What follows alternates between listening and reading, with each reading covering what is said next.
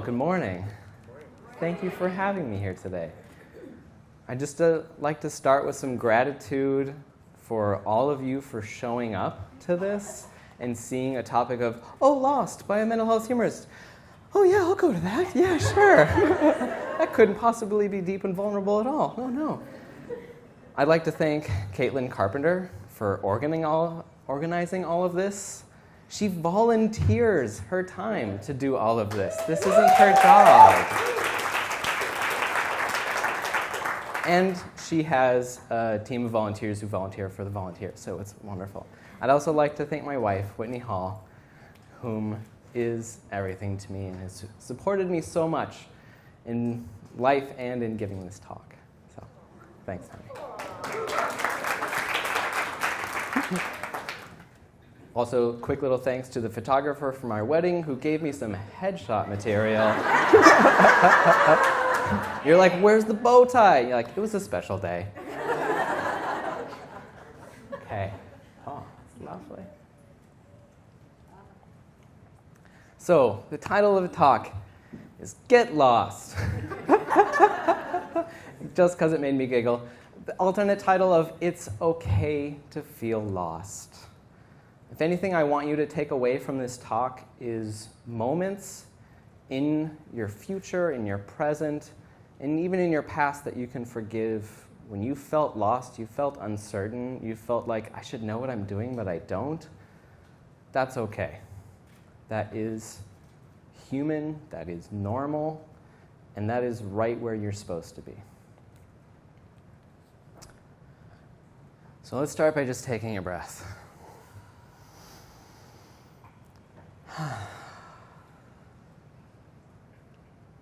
Okay, that was mostly for me.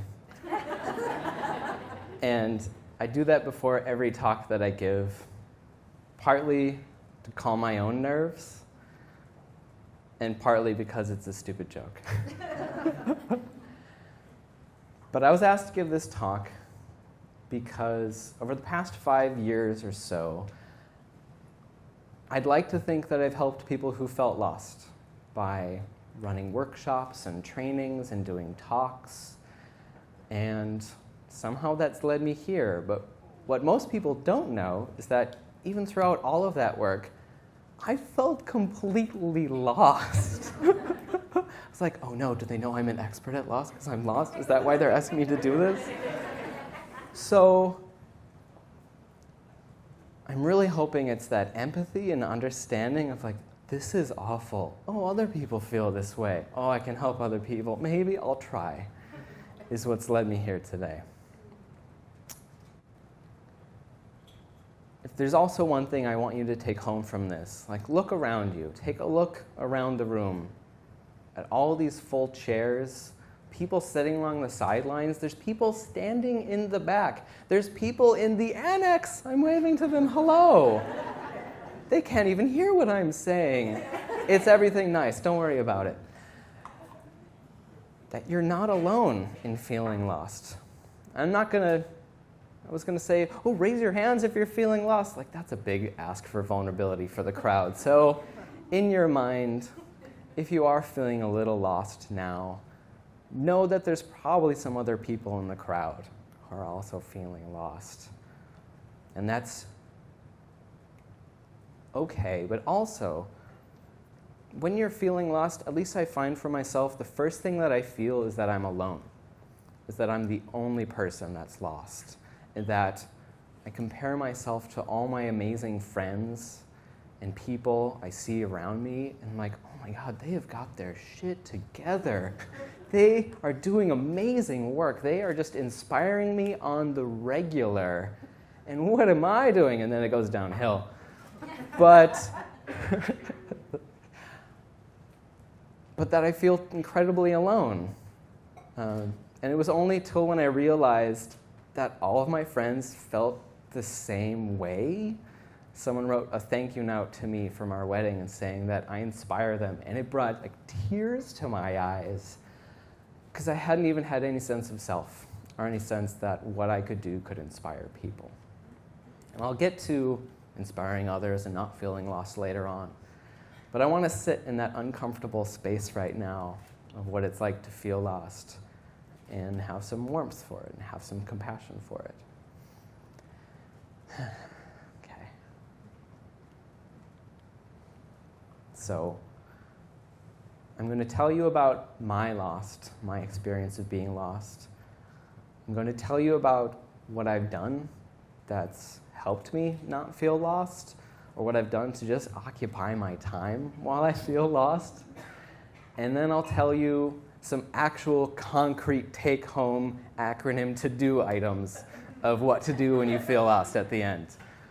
When I was rehearsing for this talk, just this pressure of, oh my gosh, I have to fix everyone's lost. I have to make everyone in the audience go home being like, I know what I'm going to do. I'm like, I'm not a motivational speaker. This isn't what I do. I make people cry and then laugh, but this isn't, oh geez.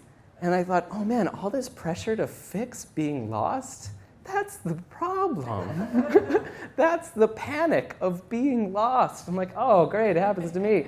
Oh, I have so much material to work with. So my lost, I won't give you the full resume, the full bio, etc. But a lot of it stems around not feeling a sense of community, not feeling like I belong. I grew up in rural Minnesota on a 100-acre apple orchard where my favorite pastime was climbing a tall tree and looking out into the distance to the horizon and not looking at any houses or buildings. I'm like, infinity, no people. I am truly alone. It's a wistful child. And so this sense of wanting a community has led me to surround myself by amazing people, amazing artists, people that inspire me, people that I just look up to, that do good work. And even though I haven't felt connected to them, and I haven't felt like a part of the team, I know that they're around me, and I know that I can see their good work and be inspired by it, and that keeps me going. And so from this, one of the first projects I did, I was doing IT as my first job when I moved to Portland, because you just got to take that first job. No, you got to negotiate for a better salary. But always, always. I worked around a lot of artists. I worked in an ad agency. And I was fixing computers running and helping all these people I thought did really cool stuff, but I secretly thought did better stuff when they weren't working. And so I made this little zine. And if you can't read it, it says, is your job keeping you from your art? Or how to work and create beauty at the same time? Because I saw lots of burnout. I saw lots of people struggling at keeping their self in check when they were working. And it happened to everyone, no matter how much money they were being paid, no matter what their title was, if they were new, if they were old, if they were students, etc. The sense of, no, I'm a creative, artistic person, but I have to do that for my day job.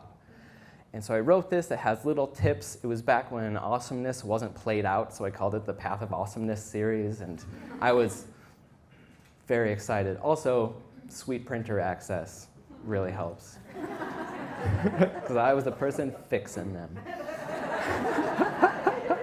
So I made this zine, I sold it, I gave it out, and everything was great until one day, about a month or so later, a copywriter ran up and said, Evan, I'm quitting. Your job totally helped me leave this place. I'm just done today. And I was like, oh no, what have I done? But also secretly, yes.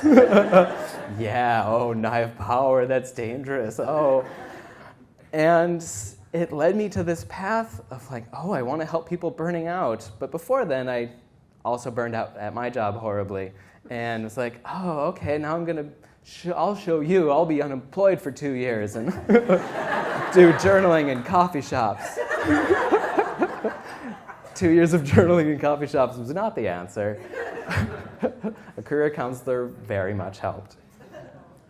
And from that, I was like, I'm going to get a master's degree in mental health counseling so I can help other people who are burning out. Because burnout's totally a thing. This has got to be the best way to help people, right? Oh, no, wrong. Burnout's actually not in the Diagnostic Statistical Manual, the book that therapists use. It's in the World Health Organization's manual. The rest of the world recognizes it. You can get diagnosed in other countries for burning out, but not in America. I was like, oh, societal pressures. Accomplishment-driven mentality. Okay. So instead of being a counselor, I'm not a counselor. This is not therapy. Don't tell the board. I will get in trouble. This is not that. I do workshops and trainings for the past 5 years on burnout and compassion fatigue and vicarious trauma and all the different words we use for our work breaking our hearts and feeling lost. And so I'm here today. These little things that I've done, making zines and etc., have been things I've done just to keep me busy and that I think would maybe kind of help, but they've been mile markers for other people. They've been trail markers. I didn't do this with the hope of inspiring. But if that's the wonderful side effect from it, then that's phenomenal. And I just want to cheer anyone here who's creative in any way and has the courage to share that with their friends, with a small group of people, with strangers on the internet. You don't know how many people you are inspiring and you are helping. And if you've been inspired by your friends, then you're just part of the whole process. You're not alone in all of this. Okay, I can't actually read that. I will look back here. What makes us feel lost? Oh my. Oh my, there's a laundry list, isn't there? A lot of it isn't our bullshit. A lot of it is the world saying, you gotta have a plan. You gotta know what's next. You can't be messy. You need to be professional. I swear professionalism was invented by a bunch of people who had no sense of emotional intelligence, who had no sense of chaos theory, who just were like, oh yeah, you do one thing the rest of your life. Like, how long has that not been true anymore? Anywho. You can feel lost in the big ways, through grief, through your work, through losing friends. But you can also feel lost when you go grocery shopping when you're hungry. You can feel lost when you've had a busy day and you want to go out for lunch and you don't know where to go for lunch. And then you don't know what to pick on the menu. And you're like, oh, I'm that person. You can feel lost when you don't know what to say. You can feel lost when you feel awkward at a party. You can feel lost when you don't know, do I go out tonight or do I stay home and watch Netflix? Lost pops up all the time, and it's that uncomfortable uncertainty. It's the what next before you get to the next. And so if the sooner you can have compassion for that lost and connect with that lost and say, this is normal, this is okay, the more parts of your life will hopefully feel comfortable. And I won't say it won't feel lost, but that lost will feel okay. And in a beautiful future society, we all talk about this super normally, and they're like, why would that be a topic for Creative Mornings? Everyone talks about being lost. No, this is just super normal, and I wouldn't have a job. Every great ex-therapist's dream. Okay. How do you fix it? What do you actually do about it? This is the itch that many people have had of like, okay, no, what's the advice? Like, what do I do? How do you actually fix this? What do you do? No, stop. Just stop. Stop panicking. Stop looking for answers. Stop buying things for hobbies you're not gonna start. I have a bunch of musical instruments, and the second I pick them up, I get real teary. I'm like, no, I can't do it. This is true. I am not, even though I can talk about this subject, I am not an expert in applying the subject to myself. But also, stop, take a step back. When you don't know what to do, what does any smart, internet-savvy person do? You Google it. Google was pronounced strangely. But you look it up, and the first result that comes up is S.T.O.P, the U.S. Forest Service Guide to What You Do If You're Lost in the Woods. And people have been lost in the woods since there were people and woods. So the guide for what to do for it, I was like, this is great. I can tweak that. Yeah, let's just take an acronym and do a little reframe. Okay, sweet. And I love it. So STOP stands for stop. Oh, there's a fancy name for that. And someone tell me afterwards, but when the acronym has the first letter is the acronym, I'm like, yes. Stop means when the first moment you notice you are lost, just stop. Stop where you are. Try to get calm. Don't think of what to do next. Panic is your enemy. No, there was also a line saying like, a clear mind is never lost. And I'm like, that is lovely. I haven't had that. But stop. Just stop. Okay, when you've stopped, when you've found your calm, then think. This is retracing your steps to think, what's the last thing you remember? What has brought you to where you are? And in mental health terms, I think this is a great opportunity for what's some gratitude you can have for the steps that you've taken to get to where you are. Because you'll want to throw out all the things that you've done, being like, I've always been lost, or I've always changed jobs. And you're like, yeah, you just can't see the path that you're on. But think back. What's the things that you remember? What landmarks should you be seeing? And then observe. O stands for observe. O is look around you. O is what can you see from where you have? What do you have to work with right now? The actual U.S. Forest Service guide says, if you are on a path, stay on that path, because vandals will take or steal trail markers. And the next one will be down the road. I'm like, oh, okay, yeah, sweet, all right. So if you are doing something and you have a moment of panic, but if you're chugging along, finish it. Keep going. Just don't blow everything out of the water if you have a path. Otherwise, look around you, see what friends you have in your life. See what your support system is. See what you have to work with that can help you. Also, there was a piece of advice about optionally follow some drainage or a stream downhill to a river, but this is a dangerous path. And I was like, I can't reframe that. I don't know what that advice is. So maybe don't follow the culvert or the drainage downhill. That sounds dangerous. And finally, plan.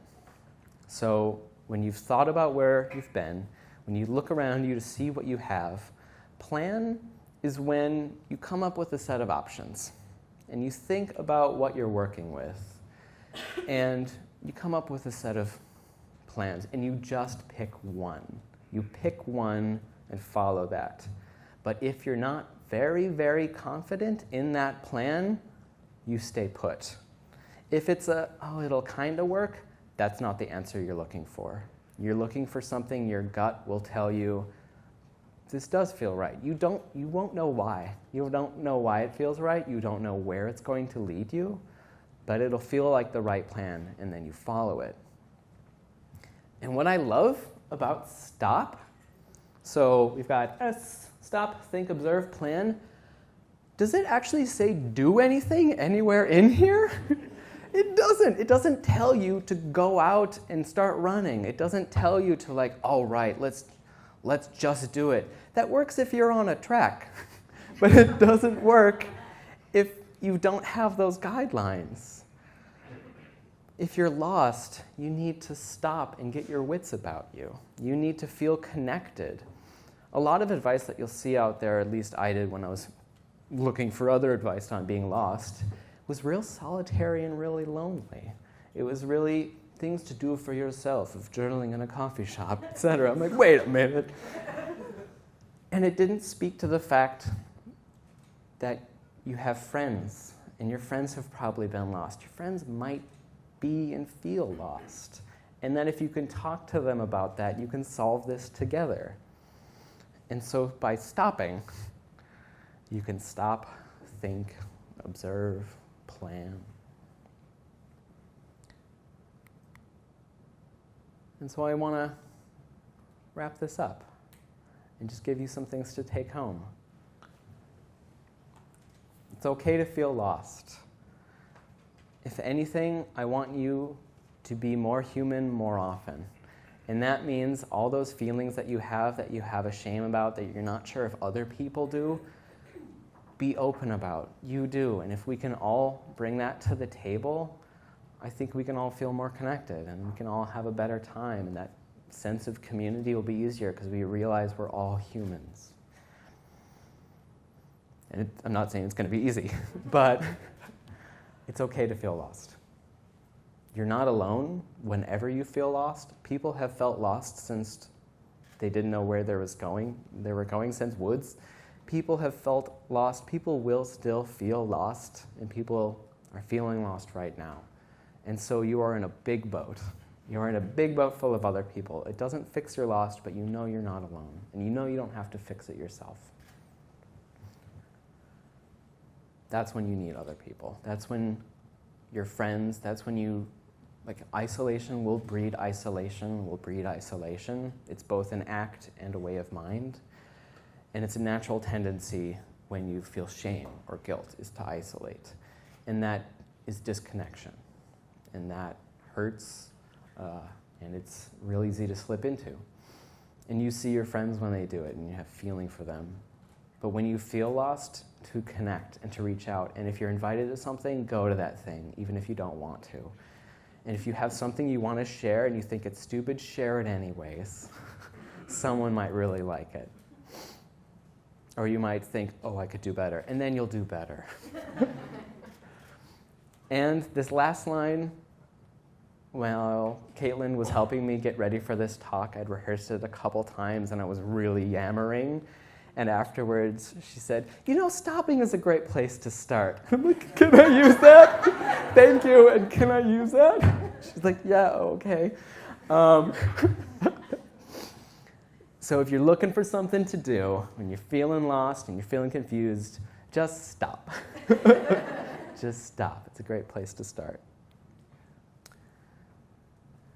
Before I say thank you, even though that's what it says up there, I have little gifts for you in the back. A little short story of one of the things I did to stay busy was I made those little zines. And then I made even tinier ones because I had leftover bits of cover stock that I was not going to throw out. It was 2 3/4 by 1.5 inch was the size of them. So tiny.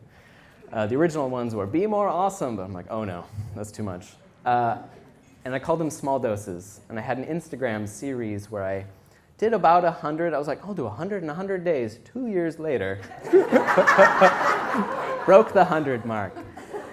And the 21st one was It's Okay to Feel Lost, which goes to show where I was at that time, probably 21 days in. And so I made these, etc., and unbeknownst to me, through Instagram's friend of a friend feature, Whitney Hall was like, you should follow Evan Dumas. And it was talking about burnout and using comedy for burnout. She's like, I do that. Oh, okay, whatever.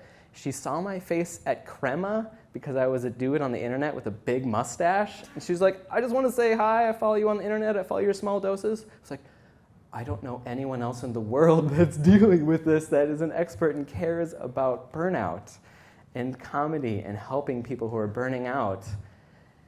And she became my wife, and I haven't used Instagram since.